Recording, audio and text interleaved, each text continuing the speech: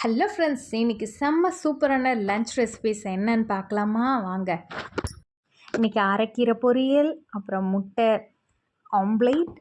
இது அரிசி பருப்பு சாதம். கோயம்புத்தூரில் ஃபேமஸான அரிசி பருப்பு சாதம் நம்ம வீட்லேயும் இப்போ செஞ்சிட்டோம்.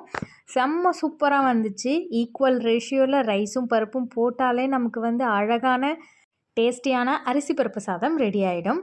ஸோ இது கூட நான் ஹெல்த்துக்காக உருளைக்கிழங்கும் பிளாக் சன்னா கருப்பு கொண்டக்கடலையும் ஆல்ரெடி ஊற வச்சு வேக வச்சுருந்தேன். அது கூட நான் இந்த உருளைக்கிழங்கை மிக்ஸ் பண்ணி கடைசியாக தேங்காய் பூ போட்டு இறக்கிட்டேன். சூப்பர் டேஸ்ட்டாக இருக்கும்.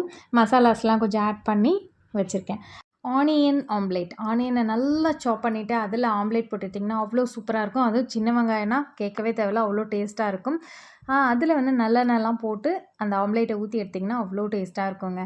இது கூட மாம்பழம், அப்புறம் அரைக்கீரை பொரியல், அரிசி பருப்பு சாதம் ரொம்ப ஸ்வீட் அண்ட் டேஸ்டியாக இருந்துச்சு. இது கூட கண்டிப்பாக நம்ம ஒரு டைஜஷன் ஆகிறதுக்கு ப்ரோபயோட்டிக் எடுத்துக்கணும் இல்லையா? அதனால் நான் இன்றைக்கி மோர் ஆட் பண்ண போகிறேன்.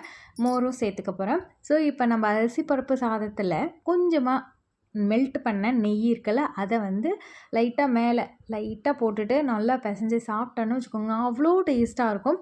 இது கூட நம்ம மோர் அடித்து வச்சுருக்கேன். அந்த மோரை நம்ம வச்சுக்கலாம். கடைசியாக தான் குடிக்கணும். So super dish. இன்றைக்கி ப்ரோட்டீன் அண்ட் ப்ரோபயோட்டிக் உள்ள டிஷ்ஷு தான் இன்றைக்கி. வாங்க ஒரு தடவை பிளேட்டிங் ஃபுல்லாக பார்த்துடலாம்.